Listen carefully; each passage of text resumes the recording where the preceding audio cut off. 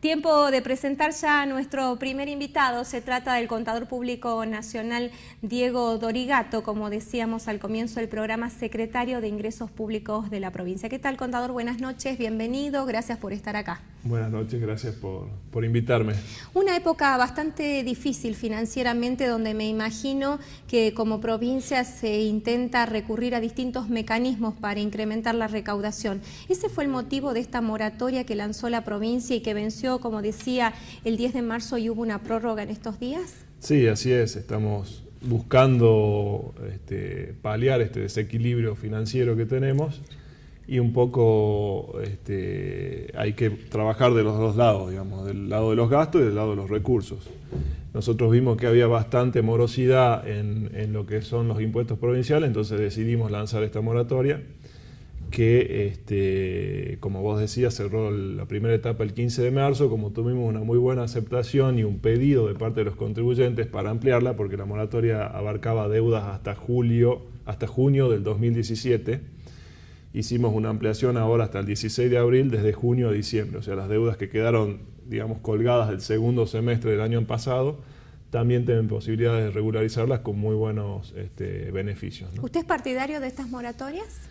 La verdad que no, pero a veces hay que recurrir a estas herramientas. Son herramientas que están disponibles y a veces hay que recurrir. En esta situación, por ejemplo, nos pareció oportuno hacerlo, pero la moratoria tiene una mala imagen, digamos, ¿no? Una mala propaganda que... Beneficio para el que no cumple en tiempo y forma. Claro, se ve como que es un beneficio al que no cumple y lo deja, digamos, al cumplidor, al que todos los meses paga sus tributos, lo deja un poco molesto, digamos, ¿no?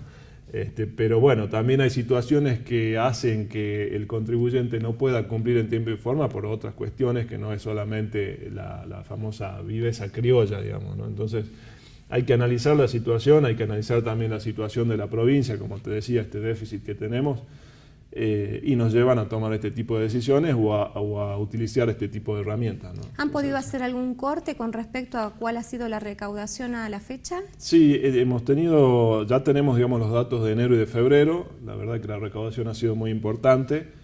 Entre los 2 meses estamos en efectivo arriba de los 110 millones de pesos, pero hay un gran cúmulo de deuda que está en planes de pago, es decir, que va a seguir entrando dinero en los próximos meses. Y en lo que va de marzo también está avanzando bastante. Yo estimo, de los números que venimos haciendo de los monitoreos, que entre marzo y abril van a entrar entre 80 y 100 millones de pesos más. ¿Qué le significa esto a la provincia? Mira, peso que entra es importantísimo, porque como decíamos, hay un déficit que hay que cubrir y todo lo que podamos hacer para mejorar los recursos, que están bastante golpeados por estas medidas de nivel nacional, nos ayuda, ¿no? Nosotros somos, te diría, coparticipación dependiente de la provincia. Los recursos propios que genera la provincia a través de los impuestos provinciales representan entre un 25 y un 30% de la recaudación total, digamos. Entonces, cuando Nación toma decisiones, como por ejemplo que el impuesto al cheque sea pago a cuenta de ganancias, te reduce la coparticipación. Cuando dice el IVA se puede pagar a 90 días, financieramente te hace un agujero de 90 días que vos no contás con un dinero que antes entraba en forma regular, ¿no? Entonces, todas esas medidas que tienen una muy buena intención, que es la disminución de la presión fiscal, que supuestamente, o mejor dicho, va a ayudar a generar inversiones, tiene un impacto en las finanzas que es bastante grave, ¿no? Lo saco de su función y lo llevo al plano netamente económico y que también nos haga entender al ciudadano cómo hacemos para comprender justamente que hoy la provincia tenga 45.000 millones de déficit fiscal. 4.500.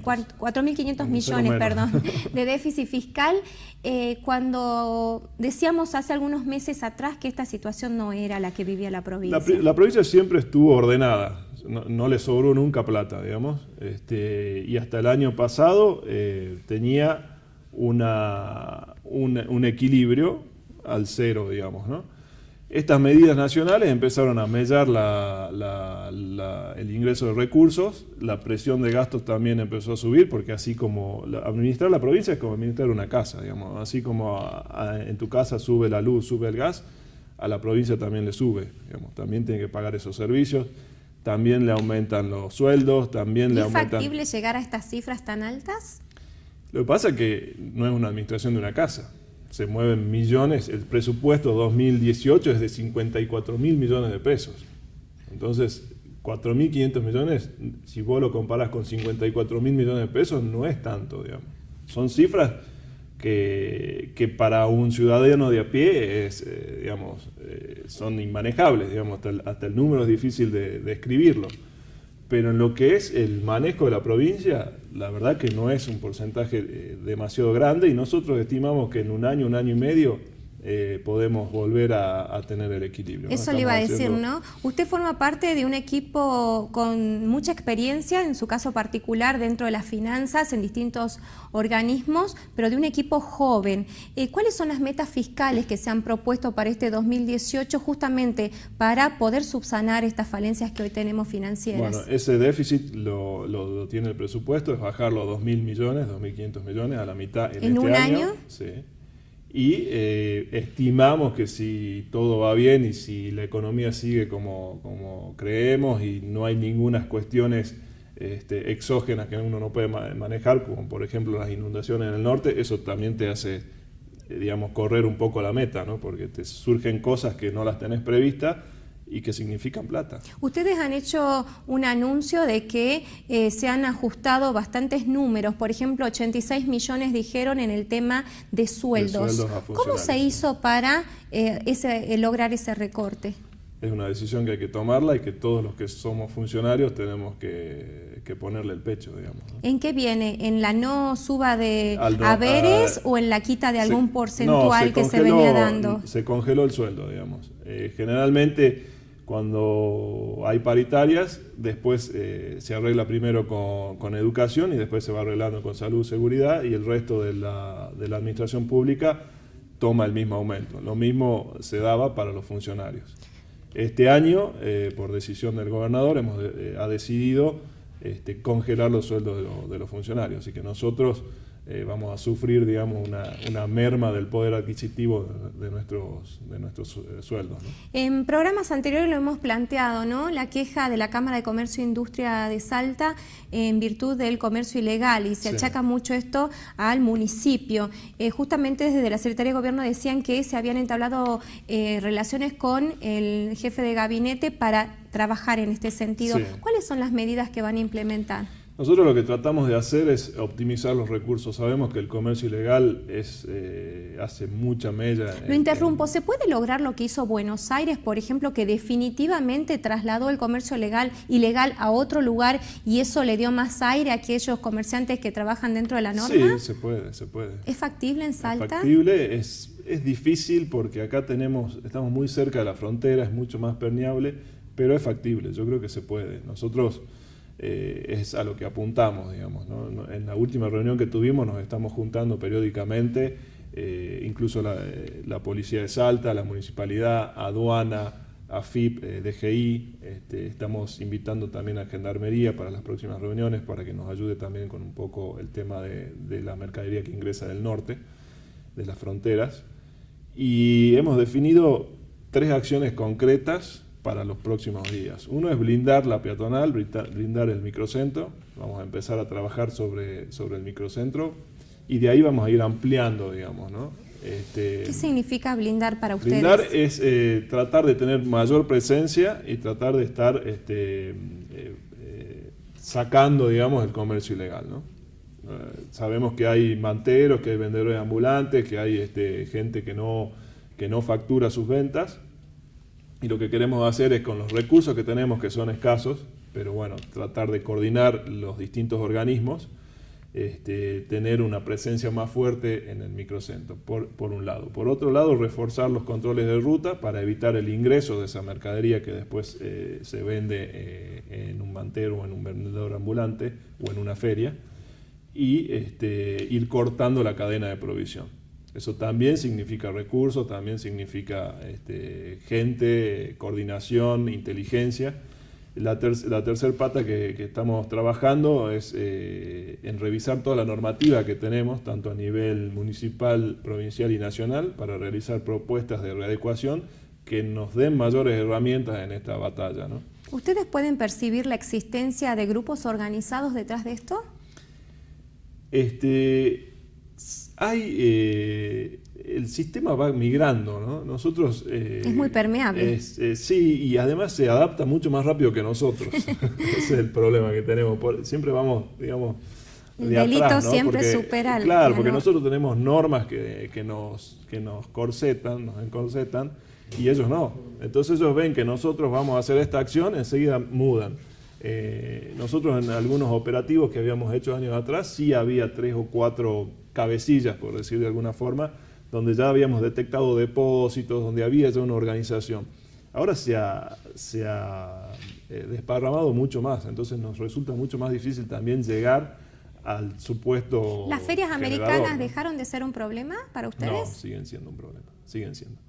Nosotros con la ley 7700 hemos tratado de generar un espacio fijo de la feria, porque uno de los problemas grandes que teníamos con la feria es que uno va a hacer un acta de clausura y por estas normas que nos encorsetan, tiene que primero hacer un acta, decir, señor, usted está en infracción y si no cumple lo voy a clausurar.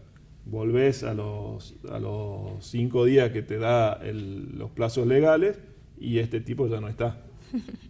Entonces, un poco la idea de las ferias, de esa ley, era que haya un espacio físico donde se vayan asentando y los vayamos ayudando a la regularización. Porque tampoco, a ver, para nosotros sería mucho más fácil pasar una topadora. O sea, dar la lucha cuerpo a cuerpo sería mucho más fácil. Pero tampoco queremos llegar a esa situación, porque también se entiende que detrás de todo esto hay familias, hay personas, entonces hay que ir buscando la forma de llevarlos a la legalidad, no de matarlos, digamos, sino de decir, bueno, señores, ustedes saben que esta actividad que están realizando no es legal, tienen que hacer esto y esto para que todos podamos trabajar en igualdad de condiciones. Usted recién me mencionaba las metas dentro del área. Personalmente, ¿cuál sería su objetivo para decir la gestión del ingreso público en la provincia del cual estoy a cargo funciona como quisiera? A mí me miden por lo que recaudo, digamos, ¿no? El principal objetivo es mantener una recaudación creciente, cumplir con el presupuesto. ¿El contribuyente salteño es comprometido en este sentido?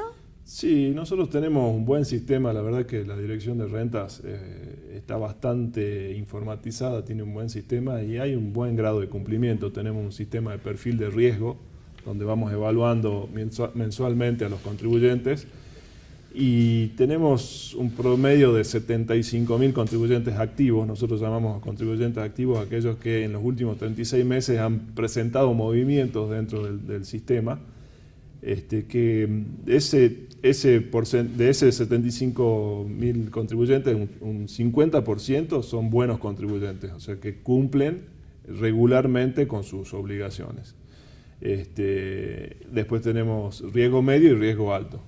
Hay otra porción en riesgo medio. ¿En las finanzas de otras provincias estamos equiparados o se nota que realmente hay una dejadez por parte del contribuyente al tener un 50% que está en una situación de morosidad?